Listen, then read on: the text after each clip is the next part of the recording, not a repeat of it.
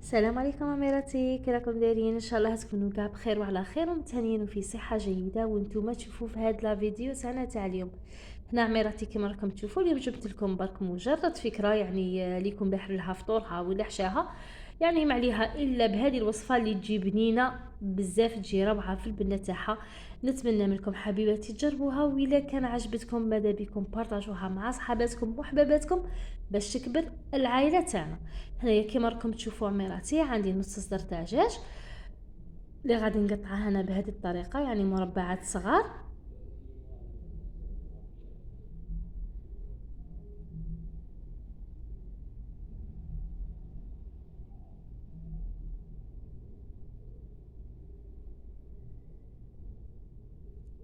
وهنا نجيب الطبسي تاعي اللي غادي نحط فيه هذاك الدجاج ونضيف له لي زيبيس. عندي شويه راس الحانوت، عندي هذاك لي زيبيس تاع الدجاج كوري، عندي الملح، عندي سكنجبير الحرور، وعندي شويه فله حمراء.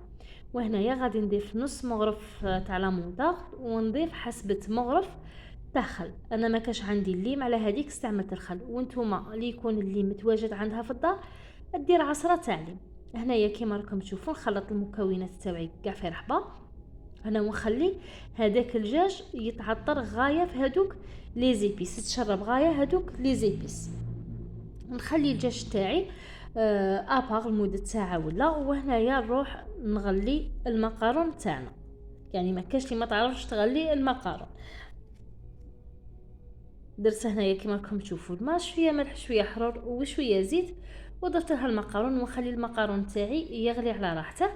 بعد ما كانوا هذاك الدجاج تاعنا كان ديجا تشرب هذيك لي زيبيس، كما راكم تشوفوا جبت المقله ضفت لها شويه تاع زيت ونقلي الدجاج تاعنا. انا الدجاج يعني كي نقليه توجور نقص لها الغاز باش نخلي هذاك الدجاج يطلق الماء تاعه. هنايا دوك شوفوا هذاك الماء تاع الدجاج سمحوا لي. هنايا ضفت له زوج كيسان تاع لا كريم فريش، ونخلط هنايا في رحبه.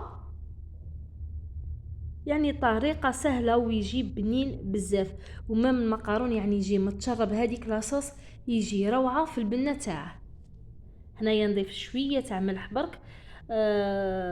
بون يعني قبل ما تزيدوا الملح ذوقوا شوفوا لاصوص تاعكم كيفاش جات. هنايا كيما راكم تشوفوا يعني خليتها غلا غليه ولا زوج برك، وضفت له هذاك المقارون اللي كنت مغلياته في الماء. هنايا كيما راكم تشوفوا بعد ما ضفت لها، بعد ما حطيت المقارون في هذيك لا كريم فريش، ضفت انايا شويه تاع فرماج، ونخلط كل شيء في رحبه.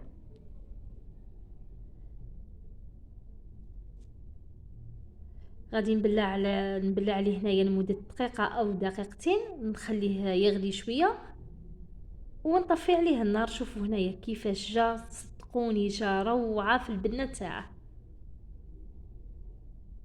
شوفوا هنايا هذيك لاصوص تاعه.